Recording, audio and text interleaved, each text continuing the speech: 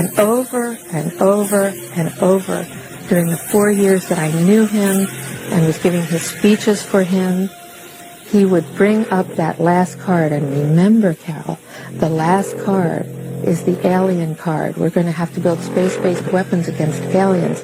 And all of it, he said, is a lie.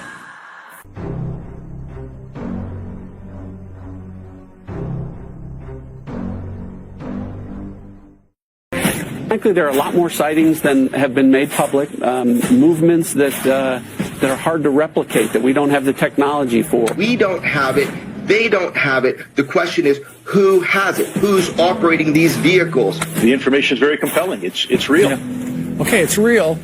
Are they from another planet? If it's not ours and it's not theirs, well, then it's someone or something else. I can't wait for this report to come out. There is no longer any doubt unidentified flying objects are real. This one was seen by now retired Navy pilot Alex Dietrich in her F-18 off the coast of California. UFO sightings in New York have nearly doubled since the pandemic began, and we are getting new video from the Navy showing pyramid-shaped objects flying in the sky. These cell phone photos taken by a FA-18 pilot in March of 2019 show 3 different unidentified aircrafts off the coast of Oceania. A Department of Defense spokesperson said, quote, "I can confirm that the referenced photos and videos were taken by Navy personnel. The Unidentified Aerial Phenomena Task Force has included these incidents in their ongoing examinations." A U.S. intelligence report on UFOs is expected to be released very soon. The long-awaited Pentagon report on UFOs has finally been released. Friday, the U.S. government released a much-anticipated report on everything it knows about UFOs. Now, the study released on Friday found only one of those can be explained, just one. If you're watching this, you're probably a lot like I was. As far back as I can remember, I've always been intrigued with the paranormal, aliens and ghosts and UFOs. And I can remember being in a public school in elementary school, checking out books on ghosts and aliens. And these were books in the non-fiction section. These were photographs with anomalies that looked like ghosts and aliens and UFOs. And I always wanted to know the answer, what's out there? Now that I have come into the truth about this topic, I don't want others to have to go down the road that I did. When the disciples asked Jesus what would the signs be like of the last days, he always talked about deception. Let no man deceive you by any means. And in Revelation 12:9 it says, "And the great dragon was cast out, that old serpent called the devil and Satan, which deceiveth the whole world." What kind of deception would it take to deceive the entire world? We're talking about different nationalities of people with different cultures, different religious ideas, and different worldviews. How on earth could there be one giant deception that would deceive everyone on the earth? Revelation 13:13 and 14 says, "And he doeth great wonders, so that he maketh fire come down from heaven on the earth in the sight of men, and deceiveth them that dwelleth on the earth by the means of those miracles, which he had power to do in the sight of the beast." So now we know that the deception is going to be through miracles. Matthew 24:24 says, "For there shall arise false Christ and false prophets, and shall show great signs and wonders, insomuch that if it were possible, they shall deceive the very elect."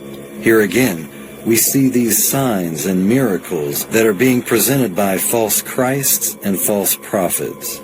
The purpose of this documentary is to do what Ephesians 5:11 says, "And have no fellowship with the unfruitful works of darkness, but rather expose them." The media is no longer calling these sightings swamp gas and weather balloons, and it isn't tinfoil hat-wearing conspiracy theorists that are saying UFOs are among us. Now it is the military. To fighter pilots who reported seeing unidentified flying objects. Every day for at least a couple years. This was extremely abrupt, like a ping pong ball bouncing off a wall. The ability to hover over the water and then start a vertical climb from basically zero up towards about 12,000 feet, and then accelerate in less than 2 seconds and disappear is something I had never seen in my life. In my position as the ranking member of terrorism and counterintelligence, we need to know what this is. It's clear to see that pop culture is obsessed with outer space and aliens and UFOs. You can hardly watch a kid's show or a movie or a comic book or an advertisement that doesn't show a UFO or an alien. And it's not just in worldly entertainment, it's also in Christian media. And I'm Bubbles from the Elevation Church Kids podcast, Adventures of the Star Keepers.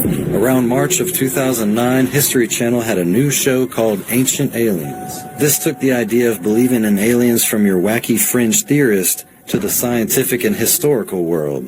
The show propagates the ancient astronaut theory, which is the idea that ancient civilized cultures were actually higher advanced technologically than we had ever thought. They show ancient sculptures that depict men wearing suits that look like astronaut suits. They show ancient artworks and etchings and sculptures that resemble alien grays and flying saucers.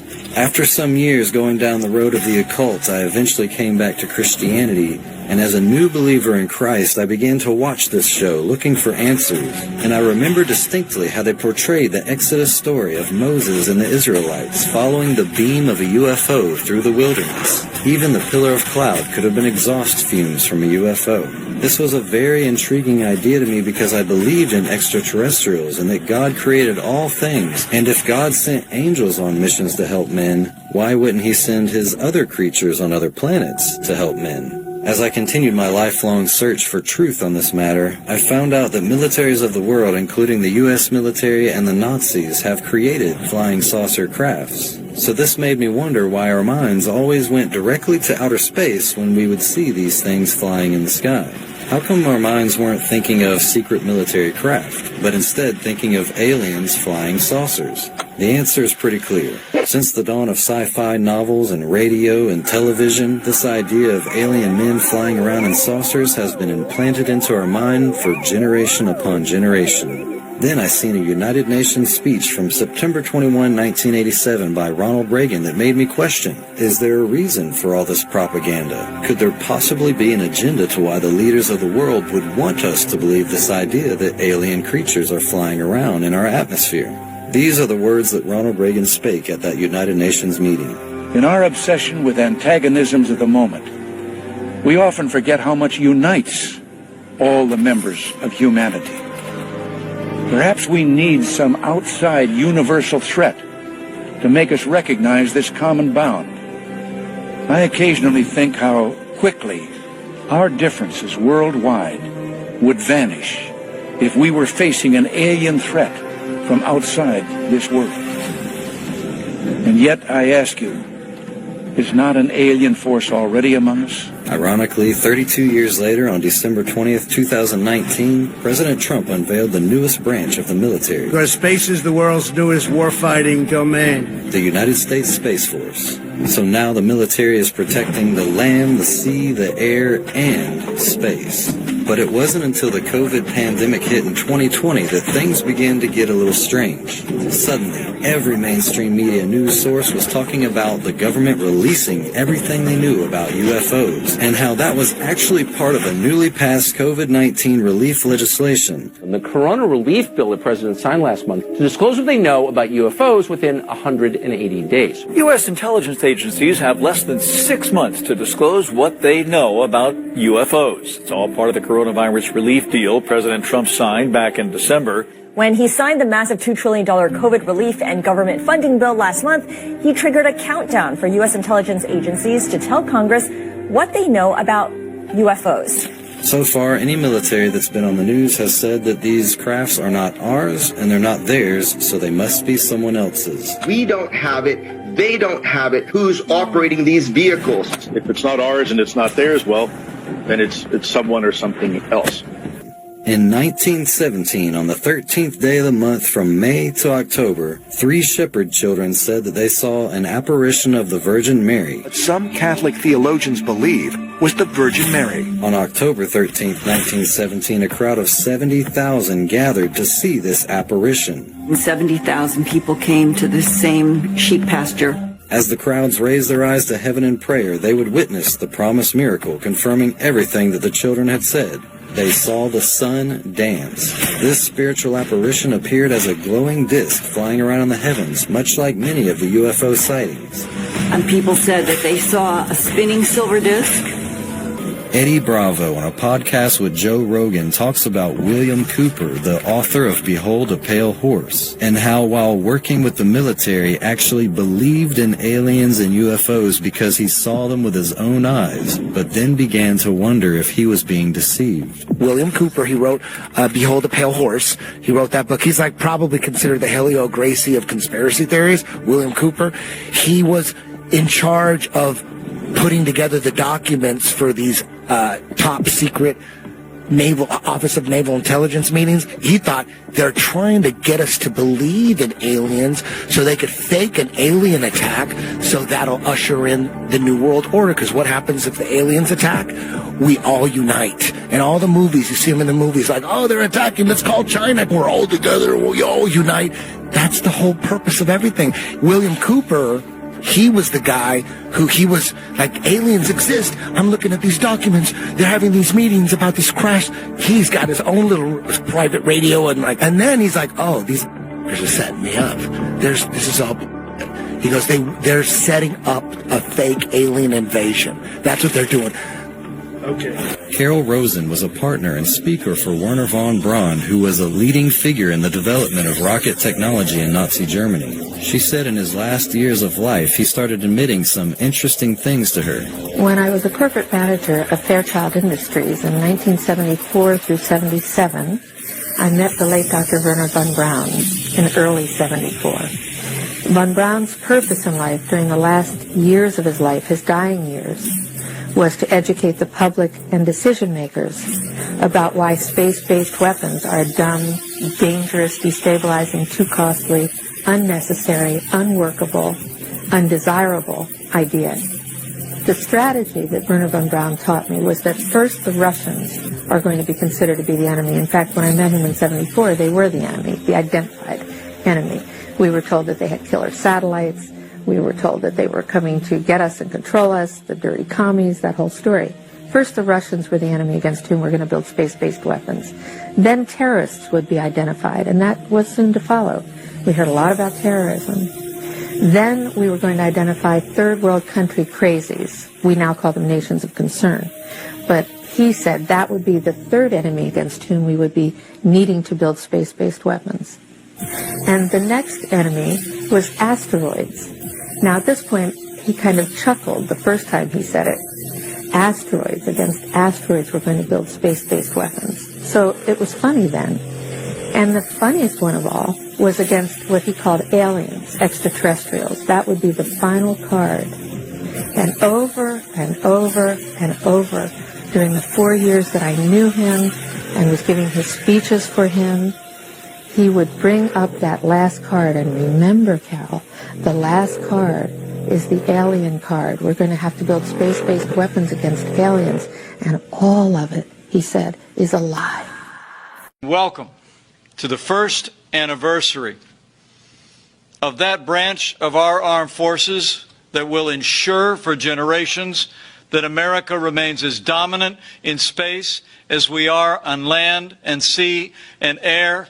Welcome to the first anniversary of the United States Space Force. It is my honor, on behalf of the President of the United States, to announce that henceforth, the men and women of the United States Space Force will be known as Guardians. Last month, MIT revealed their ion-propelled plane, the product of 7 years of development and the first of its kind. A plane capable of sustained powered flight with no moving parts in its propulsion system. Let's investigate how this new technology works and where it needs to improve in order to compete with current technology. The future of flight shouldn't be things with propellers and turbines, and should be more like what you see in Star Trek, with a kind of blue glow and something that silently glides through the air. When I got an appointment at university, I thought, well, now I've got the opportunity to explore this, and started looking for physics that enabled that to happen. The sort of mechanism that I found that works was ionizing air and then using electric fields to accelerate the air. What we achieved was the first ever sustained flight of an aeroplane that is propelled by electroaerodynamic propulsion, and that's also, by many definitions, the first ever solid state flight, meaning no moving parts. Well, the idea is kind of, it dates back until at least the 1920s, where a eccentric inventor at the time started experimenting with high voltage electrodes and thought he had discovered anti-gravity, which of course was not the case, but that set some of the initial groundwork on mechanisms for creating what's called an ionic wind in the atmosphere by having high voltage electrodes ionizing air and then accelerating the ionized air. So what we did for this design is to try and stick to something that looks somewhat like a conventional aircraft, but under the wing, rather than conventional engines, it has a series of electrodes, and those consist of an array of very thin wires at the front and then an array of aerofoils at the back. Now those thin wires at the front are set at a very high voltage, plus 20,000 volts, and that constitutes the source of ions. This is ionized nitrogen from the atmosphere. Now the aerofoils at the back, they're set at minus 20,000 volts, and so that creates an electric field, so the ions go from the positive to the negative, colliding all the way with neutral air molecules and creating this wind that goes behind the plane, and that's essentially how it flies. The flight was about 60 meters long, something like 10 seconds, so quite short. It was constrained by the size of the gym that we found to fly it in. The self-contained ion-powered aircraft. It has a power supply on board. It's called the Charlene model. And it goes outside. It has a safety tether above it, so the height won't limit it. Go.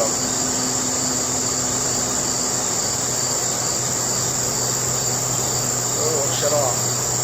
There you go. Let's try it again. Let's try it again.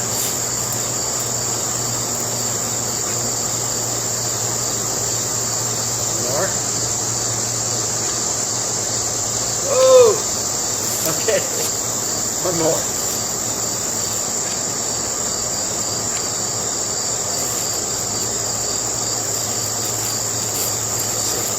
Should I leave it running?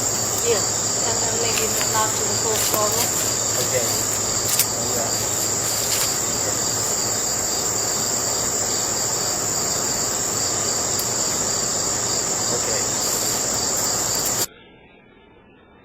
Years ago, many years ago, in fact, in 1972, I was sitting at my desk at about 4:30 in the morning at the headquarters of the Commander-in-Chief of the United States Pacific Fleet, arranging the information that had come in over the last 24 hours into a logical order so that we could prepare a briefing for the Admiral and his staff, which would take place later that morning.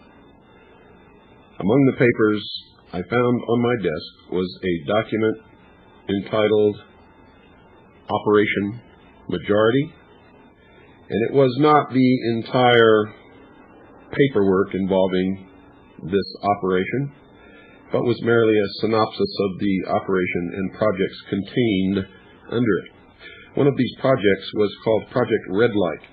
The purpose, according to this document, was to back engineer captured extraterrestrial technology for adaptation into the United States space program.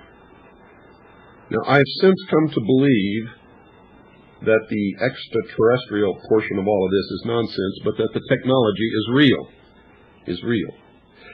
I believe that many of us were shown these documents over the years so that later we would talk about it. I mean, how can you keep the existence of extraterrestrials, if they were real, a secret? And how could anyone keep quiet knowing that they had seen documentation, official government documents labeled top secret, that expressed that these extraterrestrials were real and had visited this earth? Well, years later, I wanted to find out just what was true and what was false about all of this. I came forward and told the world what I had seen in those documents. And a strange thing happened, ladies and gentlemen. As long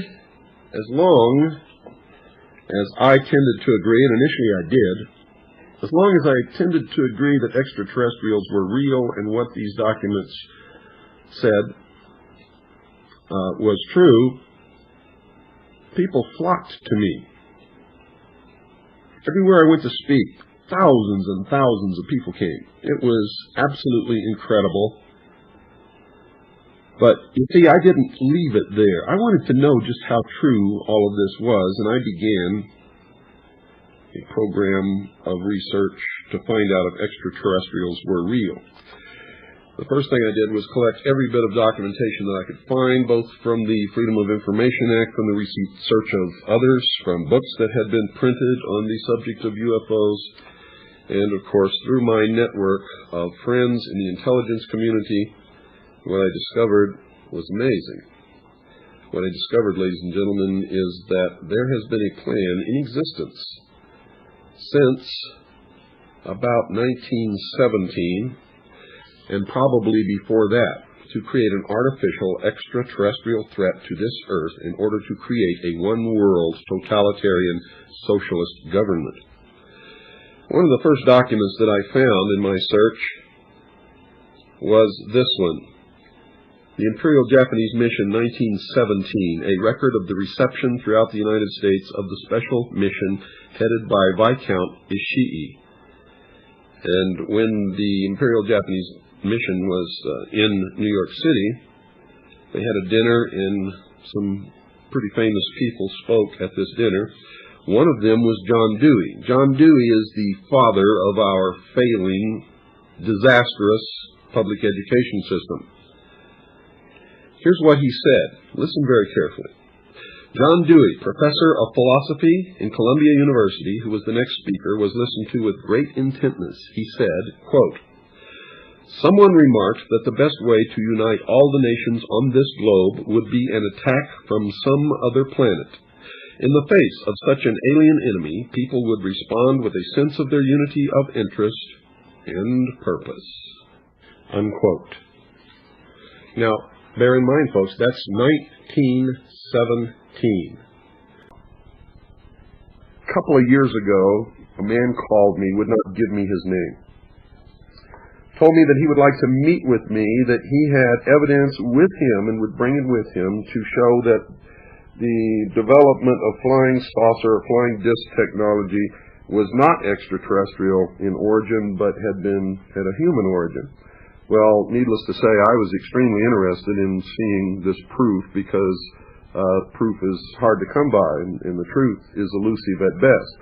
I knew that we possessed this technology, and I had seen it fly and had filmed it, actually, out in the desert in Nevada, and had produced 2 video documentaries of these craft actually in flight over a test site owned and operated by secret agencies of the United States government called Area 51 in the desert in Nevada, at a location on civilian maps, if you can find it on civilian maps, designated as Groom Dry Lake. Well, this man showed up. I was to meet him at a specific restaurant in town, which I did. He came in. He did not want to talk there, however, so we drove around. And, in fact, we drove to another little town not too far away where he rented a motel room. We went in this motel room. He brought in a briefcase, and he set the briefcase on the table, and without saying anything, he merely opened the briefcase, the top of the briefcase, and there was a round silver disc in this briefcase that rose up on its own power out of the briefcase and hovered about 4 feet above the top of the table. Now, that was my first experience up close with this kind of technology. He then proceeded to tell me that he had been a part, this was an old elderly gentleman, had been a part of a secret program that was begun in the 50s to develop this flying disc technology. He said it had been developed, was operational, and he was a part of the scientific development team. He never did tell me his name. He wouldn't. He was afraid for his safety, but he wanted me to see this demonstration that the technology was real and that it would work. I wrote an article about it, which was in Sedona Emergence magazine.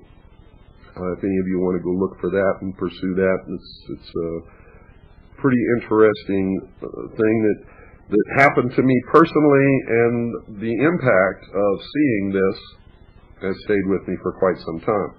Now, after that, I was approached in Denver, Colorado by two gentlemen who told me that they had actually perfected this technology on their own without any help from anyone and had built a 6-foot diameter flying disc and wanted me to witness a test flight of this craft, which I did. It was not a ducted fan, did not have a jet inside of it or a propeller. It was all electromagnetic, and it was absolutely amazing. I witnessed this thing fly. I witnessed it do things in the air that supposedly cannot be done by any kind of aircraft that we know. And it did some other things I'm not even going to talk about, and I can't tell you who built this thing, but they did. Ladies and gentlemen, today I'm going to read you an essay from a book.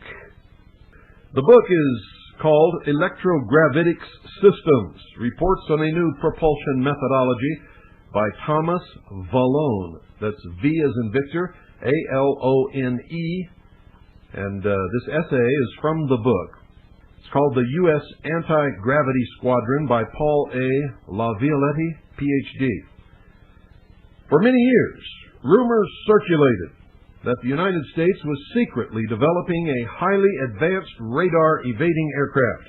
Rumor turned to reality in November of 1988 when the Air Force unveiled the B-2 Advanced Technology Bomber. Although military spokesmen provided the news media with some information about the craft's outward design and low radar and infrared profile, there was much they were silent about. However, several years later, some key secrets about the B-2 were leaked to the press. On March 9, 1992, Aviation Week and Space Technology magazine made a surprising disclosure that the B-2 electrostatically charges its exhaust stream and the leading edges of its wing-like body. Those familiar with the electrogravitics research of American physicist T. Townsend Brown will quickly realize that this is tantamount to stating that the B-2 is able to function as an anti-gravity aircraft. Aviation Week obtained their information about the B-2 from a small group of renegade West Coast scientists and engineers who were formerly associated with black research projects. In making these disclosures, these scientists broke a code of silence that rivals the mafia's. They took the risk because they felt that it was important, for economic reasons, that efforts be made to declassify certain black technologies for commercial use. Two of these individuals said that their civil rights had been blatantly abused in the name of security, either to keep them quiet or to prevent them from leaving the tightly controlled black research and development community. Now, several months after Aviation Week published the article, black world security personnel went into high gear. That sector of the black research and development community received very strong warnings, and as a result, the group of scientists subsequently broke off contact with the magazine. Now, clearly, the overseers of black research and development programs were substantially concerned about the information leaks that had come out in that article. To completely understand the significance of what was said about the B-2, one must first become familiar with Brown's work. Beginning in the mid-1920s, Townsend Brown discovered that it is possible to create an artificial gravity field by charging an electrical capacitor to a high voltage. He specially built a capacitor which utilized a heavy, high-charge accumulating, high K-factor dielectric material between its plates, and found that when charges with between 70,000 to 300,000 volts, it would move in the direction of its positive pole. When oriented with its positive side up, it would proceed to lose about 1% of its weight. He attributed this motion to an electrostatically induced gravity field acting between the capacitor's oppositely charged plates. And by 1958, he had succeeded in developing a 15-inch diameter model saucer that could lift over 110% of its weight. Brown's experiments had launched a new field of investigation, which came to be known as electrogravitics, the technology of controlling gravity through the use of high-voltage electric charge. As early as 1952, an Air Force Major General witnessed a demonstration in which Brown flew a pair of 18-inch disc airfoils suspended from opposite ends of a rotatable arm. When electrified with 50,000 volts, they circuited at a speed of 12 miles per hour. And about a year later, he flew a set of 3-foot diameter saucers for some Air Force officials and representatives from a number of major aircraft companies. When energized with 150,000 volts, the discs sped around the 50-foot diameter course so fast that the subject was immediately classified. The Interavia magazine later reported that the discs would attain speeds of several hundred miles per hour when charged with several 100,000 volts. Brown's discs were charged with a high positive voltage on a wire running along their leading edge and a high negative voltage on a wire running around their trailing edge. As the wires ionized the air around them, a dense cloud of positive ions would form ahead of the craft, and corresponding clouds of negative ions would form behind the craft. Brown's research indicated that, like the charged plates of his capacitors, these ion clouds induced a gravitational force directed in the minus to plus direction. Now, as the disk moved forward in the response to its self-generated gravity field, it would carry with it its positive and negative ion clouds and their associated electrogravity gradient. Consequently, the disks would ride their advancing gravity wave much like surfers ride an ocean wave. Dr. Mason Rose, one of Townsend's colleagues, described the disk's principle of operation as follows. The saucers made by Brown have no propellers, no jets, no moving parts at all. They create a modification of the gravitational field around themselves, which is analogous to putting them on the incline of a hill. They act like a surfboard on a wave. The electrogravitational saucer creates its own hill, which is a local distortion of the gravitational field. Then it takes this hill with it in any chosen direction and at any rate. The occupants of one of Brown's saucers would feel no stress at all, no matter how sharp the turn or how great the acceleration. This is because the ship and its occupants and the load are all responding equally to the wave-like distortion of the local gravitation field. Now, although skeptics at first thought that the disks were propelled by more mundane effects such as the pressure of negative ions striking the positive electrode, Brown later carried out vacuum chamber tests which proved that a force was present even in the absence of such ion thrust. He did not offer a theory to explain this non-conventional electrogravitic phenomenon, except to say that it was predicted neither by general relativity nor by modern theories of electromagnetism. However, recent advances in theoretical physics provide a rather straightforward explanation of the principle. According to the novel physics of subquantum kinetics, gravity potential can adopt two polarities instead of one. Not only can a gravity field exist in the form of a matter-attracting gravity potential well, as standard physics teaches, but it can also exist in the form of a matter-repelling gravity potential hill. Moreover, it predicts that these gravity polarities should be directly matched with electrical polarity. Positively charged particles, such as protons, generating gravity wells, and negatively charged particles, such as electrons, generating gravity hills.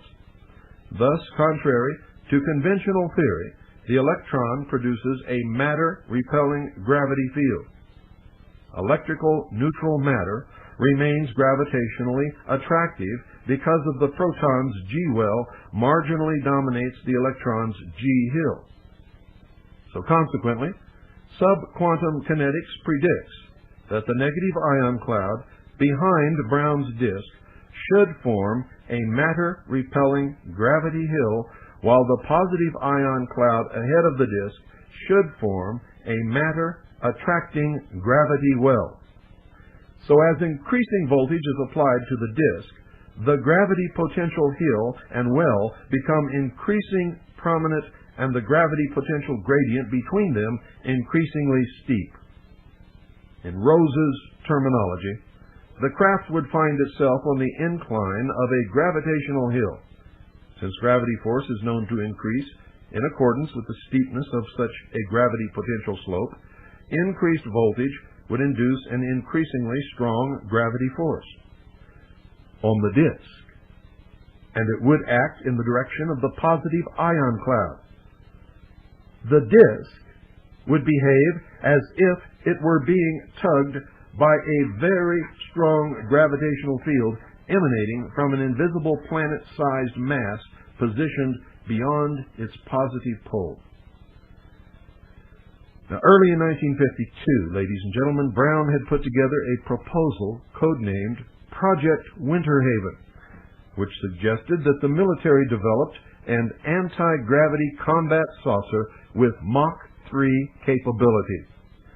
The 1956 intelligence study entitled Electrogravitics Systems, an Explanation of Electrostatic Motion, Dynamic Countervary, and Barocentric Control, prepared by the private aviation intelligence firm Aviation Studies International Limited, indicates that as early as November 1954, the Air Force had begun plans to fund research that would accomplish Project Winter Haven's objectives.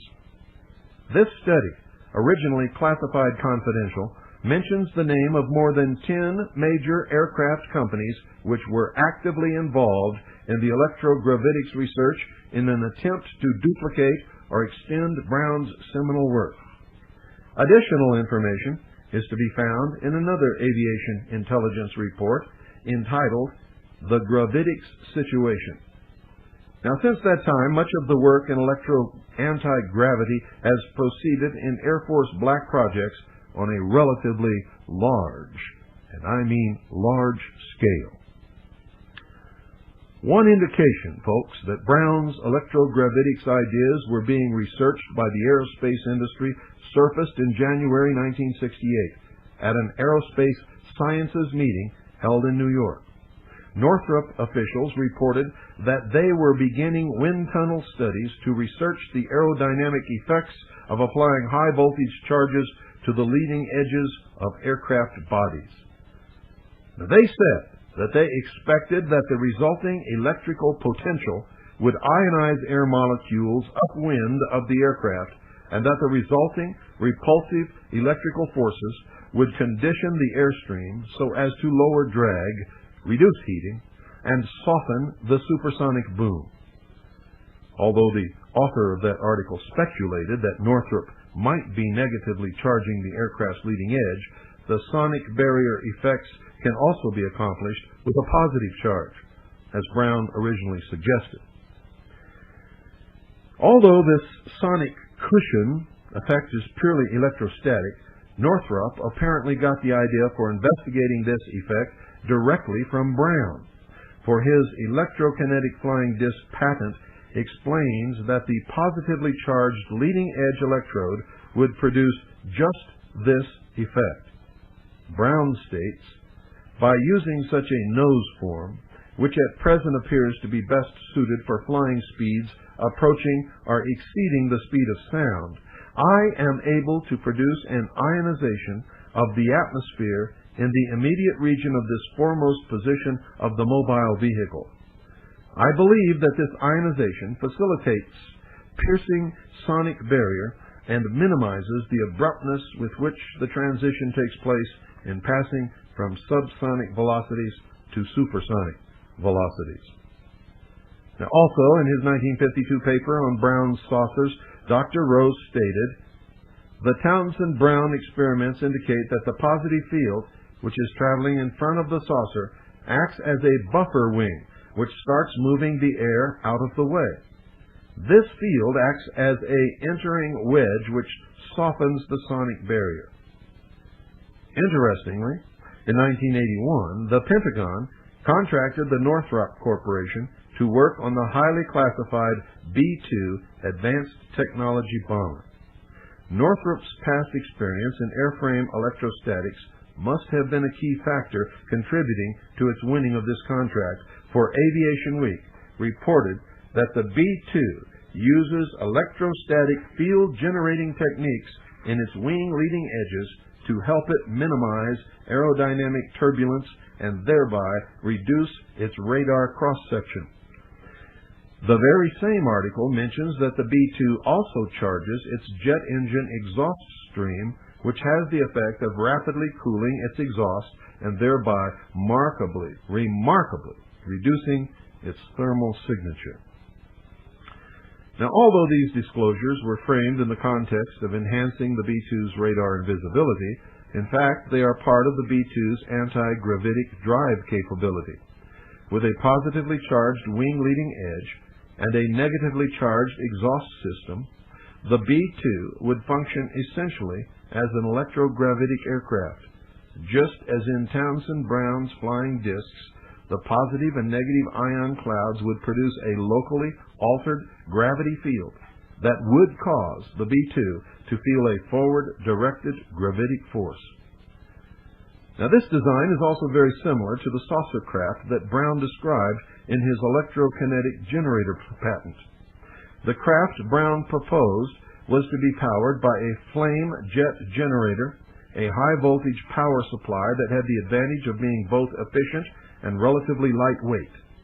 His generator design utilizes a jet engine with an electrified needle mounter in the exhaust nozzle to produce negative ions in the jet's exhaust system. The negatively ionized exhaust is then discharged through a number of nozzles at the rear of the craft. As the minus charges leave the craft in this manner, an increasingly greater potential difference develops between the jet engine body and the negatively charged exhaust cloud behind the craft. So by electrically insulating the engines and conveying their positive charges forward to a wire running along the vehicle's leading edge, the required positively charged ion cloud is built up at the front of the vehicle. A metallic surface of wire grid positioned near the exhaust stream exit collects some of the high voltage electrons, and this recycled power is used to run the exhaust ionizers.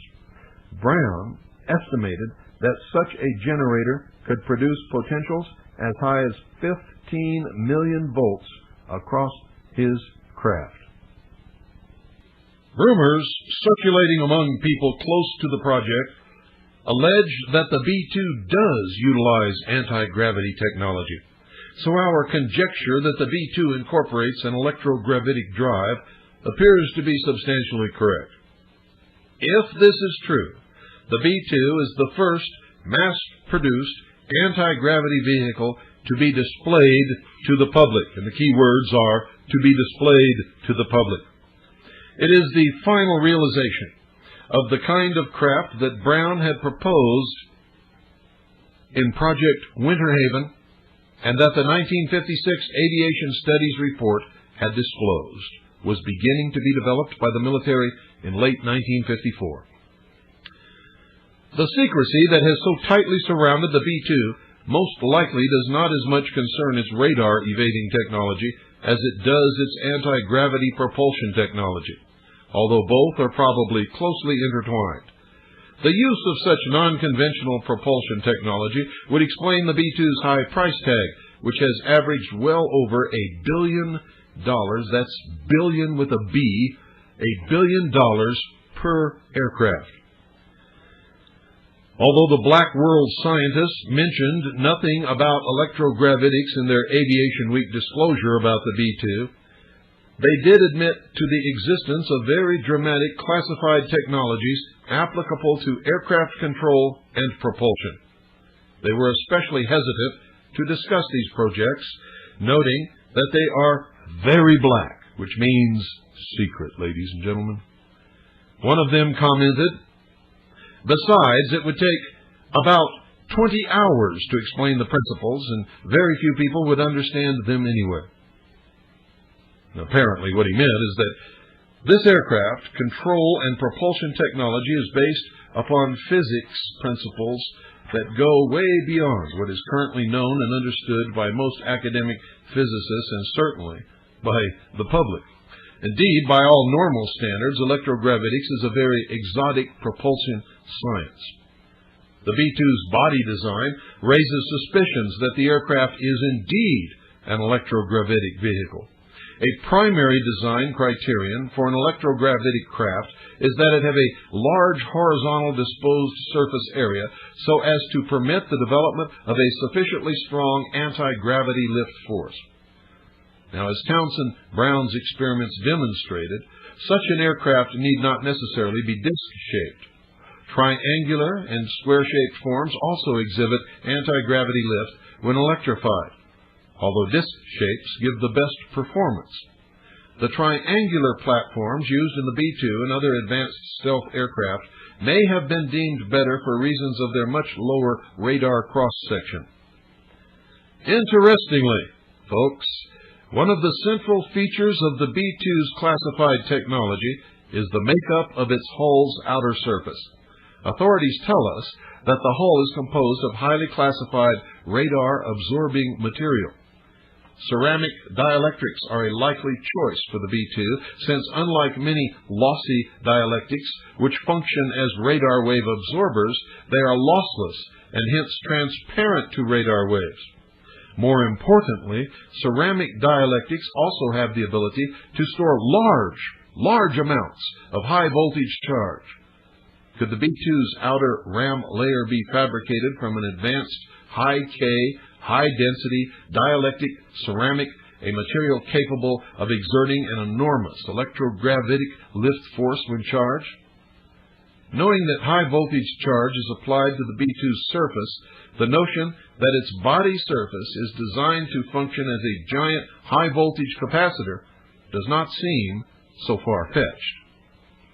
Given that the outer ram skin is a key component of the B-2's highly secret electrogravitic propulsion system, it is not surprising that special care would be taken to keep its composition secret. Evidence that the B-2 might indeed use a high-density ceramic ram comes from information leaked by the above-mentioned Black World scientists who disclosed about the development of low-radar observability dielectric ceramics made from powdered, depleted uranium. The material is said to have approximately 92% the bulk density of uranium, which would give it a specific gravity of about 17.5, as opposed to about 6 for barium titanate dielectrics. Thus, the new material has about 3 times the density of the high-K ceramics that were being tested in the 1950s, and hence would develop at least 3 times the electrogravitic pull. The B-2's positively charged leading edge, another key component of its propulsion technology, was also a matter of special concern to Northrop's designers. According to Aviation Week, the bomber's leading edges posed a particularly challenging production problem on the first aircraft.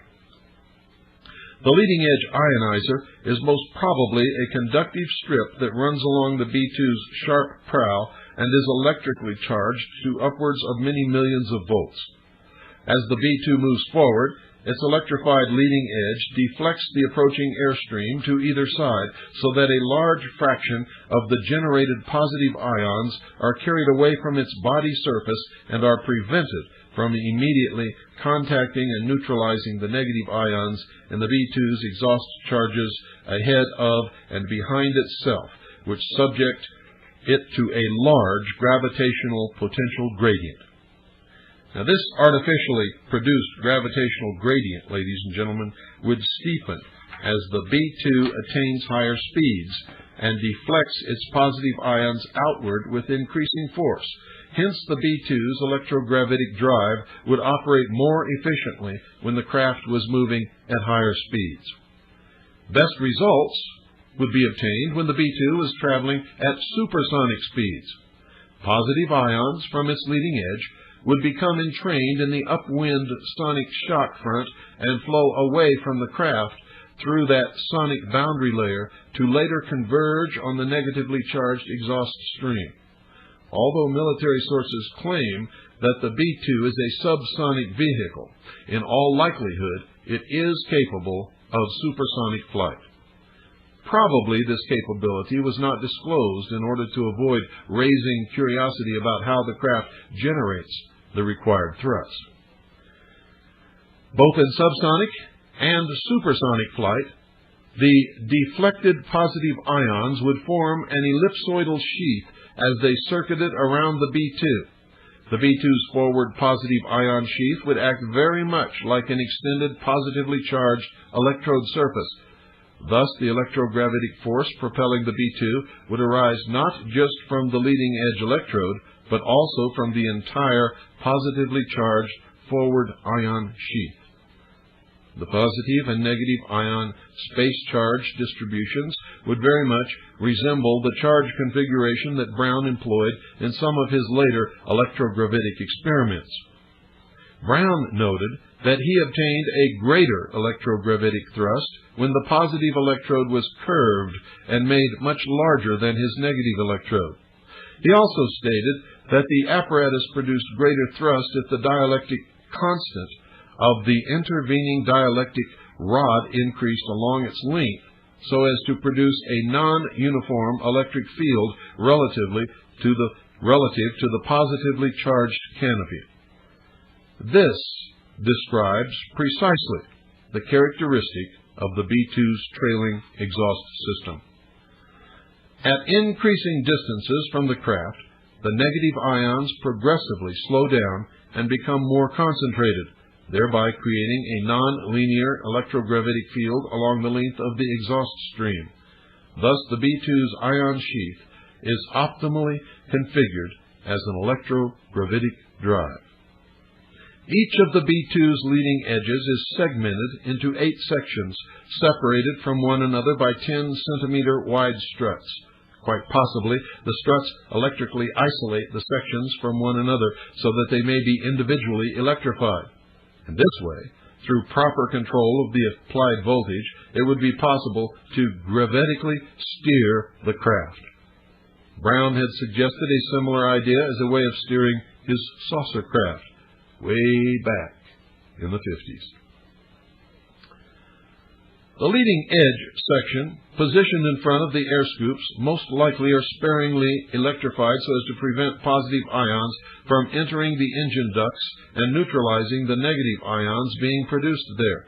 These two non-electrified leading edge sections would be ideal places to mount forward-looking radar antenna, since the ion plasma sheath produced by the other leading edge sections would form a barrier that would interfere with radar signal transmission. In fact, the B-2's 2 Hughes aircraft radar units are mounted precisely on these leading edge locations right in front of the air intakes, lending so much credibility to the supposition put forth in this paper. The 1956 Electrogravitic Systems report suggested that there may be a division of responsibility in the program to develop a Mach 3 electrogravitic aircraft, that the condenser assembly, which is the core of the main structure, be developed by an airframe manufacturer, and that the flame jet generator, which provides the electrostatic energy for the craft, be developed by companies specializing in jet engine technology. Consistent with that suggestion, we find that Northrop, a company experienced in aircraft electrostatics, was contracted to develop the B-2's airframe, and that General Electric, a company experienced in the development of jet engines and superconducting electrical generators, was contracted to develop the B-2's engines. In fact, the report mentions General Electric as one of the companies involved in early electrogravitics work. Also, it is known that in 1959, Townsend Brown conducted electrogravitics vacuum chamber experiments at the General Electric aerospace facilities. Now, folks, authorities claim that the Stealth is powered by 4 General Electric F-118 GE-100 jet engines similar to those used in the F-16 fighter. However, the absence of forceful exhaust thrust from the B-2, especially at takeoff, leads us to suspect that the B-2 does not operate on a conventional jet thrust principle. Rather, its engines more likely are designed to function as flame jet high-voltage generators. The propulsive force lofting the craft, then, would come not so much from the jet exhaust thrust as it would from the electrogravitic force field electrically powered by the jet's generators. Such flame jet generators also would account for the presence of ions, which Aviation Week says are present in the B-2's exhaust system. As in Brown's saucer, the engine body would acquire a high positive charge as it exhausted negative ions. Presumably, the engine is electrically insulated from the aircraft's hull, and its positive charges are conducted forward to power the leading-edge ionizers. The B-2's GE engines are reported to each be capable of putting out 19,000 pounds of thrust. Consequently, all four engines together should provide the B-2 with a total output of about 140,000 horsepower, which translates into electrical power output of about 25 megawatts, assuming 30% conversion efficiency. Now, this horsepower estimate is based upon the assumption that the jets would be able to propel the craft to a velocity of about 600 miles per hour, which is Mach 0.8. By comparison, the November 1954 Aviation Report concluded that a 35-foot diameter electrogravitic combat disc would need to have access to about 50 megawatts of power in order to attain Mach 3 flight speeds. So it appears that the magnitude of the B-2's power output is in the right ballpark. When the B-2 was unveiled in 1988, one Air Force official commented that the B-2 uses a system of baffles to mix cool intake air with its hot exhaust gases so as to cool the gases and thereby make them less visible to infrared-guided missiles. Although infrared invisibility might be a side benefit, most likely the real purpose for diluting the exhaust is to greatly increase the flow volume and hence the ability of the exhaust stream to eject negative charges from the craft. Much of the air entering the B-2's intake scoops probably bypasses the flame jet intake and is mixed with the jet's hot ionized exhaust. Additional ions would be injected into the combined airstream by means of additional downstream electrodes. This augmented volume of ionized gases would then discharge through the low rectangular exhaust nozzles positioned near the rear of the B-2's wing. As the exhaust stream leaves the nozzles, they contact the titanium-coated over-wing exhaust ducts. These open duct sections may function as rear electrical grids that collect million-volt electrons from the exhaust streams and recycle them to power the exhaust and wing air ionizers. This would be done in the same fashion as Brown had suggested in his patent. As exhaust leaves the craft, it passes over trailing-edge exhaust deflectors, flaps which can be swiveled so as to direct the exhaust stream either up or down for flight control. This accomplishes more than just the vectoring if the exhaust thrust. It also changes the direction of the electrogravitic force vector. When the exhaust is deflected downward, negative charges are directed below the craft. As a result, the electrogravitic force on the craft becomes vectored upward as well as forward. When the exhaust stream is deflected upward, its negative ions are directed above the craft, resulting in an electrogravitic force that is directed downward as well as forward. Thus, by controlling these flaps, the B-2 is able to control its field so as to induce either a gain or loss of altitude. Once the B-2 got going fast enough, it would receive sufficient airflow through its scoops that it could maintain a relatively high flow rate of ionized exhaust, even with its engine combustion thrust substantially reduced. Since hot exhaust is not essential to its operation, the high-voltage generator could just as well run on cool intake air with the flame jets entirely shut off. As Brown points out in his electrokinetic generator patent, it is to be understood that any other fluid stream source might be substituted for the combustion chamber and fuel supply. In such a coasting mode, where jet combustion is entirely shut off, the B-2 would be able to fly for an indefinitely long period of time with essentially zero fuel consumption, powering itself primarily with energy tapped from its self-generated gravitational gradient.